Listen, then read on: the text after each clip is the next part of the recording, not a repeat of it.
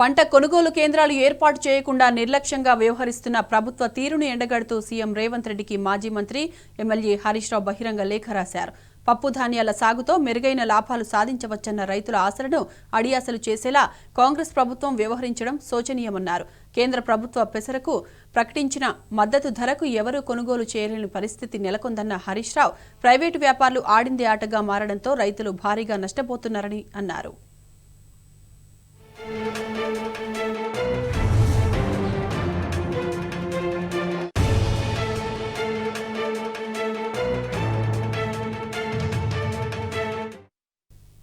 ఆహార పంటల బదులు పప్పు ధాన్యాల సాగుతో మెరుగైన లాభాలు సాధించవచ్చన్న రైతుల ఆశలు అడియాసలు చేసేలా కాంగ్రెస్ ప్రభుత్వం వ్యవహరించడం దారుణమని హరీష్ రావు ఆగ్రహం వ్యక్తం చేశారు. కేంద్ర ప్రభుత్వం ఈ ఏడాది క్వింటా పెసరకు మద్దతు ధర 8,682 రూపాయలు ప్రకటించినప్పటికీ ఆ ధరకు ఎవరూ కొనుగోలు చేయని పరిస్థితి నెలకొందన్నారు.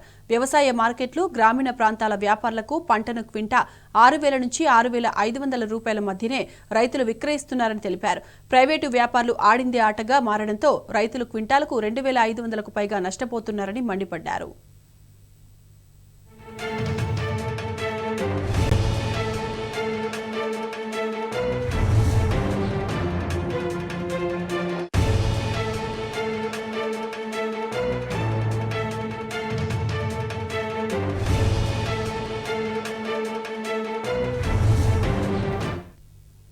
మద్దతు ధరకు వ్యాపారులు పంటను కొనుగోలు చేయని పరిస్థితుల్లో కేసీఆర్ ప్రభుత్వం మార్కెఫెడ్ ద్వారా కొనుగోలు కేంద్రాలు ఏర్పాటు చేసి రైతులకు నష్టం జరగకుండా ఎప్పటికప్పుడు చర్యలు తీసుకుందని హరీష్ రావు గుర్తు చేశారు.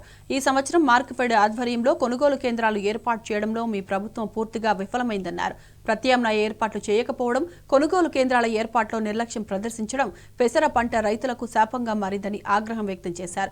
కష్టపడి పండించిన పంటను మద్దతు ధరకు విక్రయించే పరిస్థితి లేదని ఖమ్మం, మహబూబాబాద్, వికారాబాద్, కామారెడ్డి, సంగారెడ్డి, నారాయణపేట్, సూర్యాపేట తదితర జిల్లాల రైతులు తీవ్ర ఆవేదన, ఆందోళన చెందుతున్నారని తెలిపారు.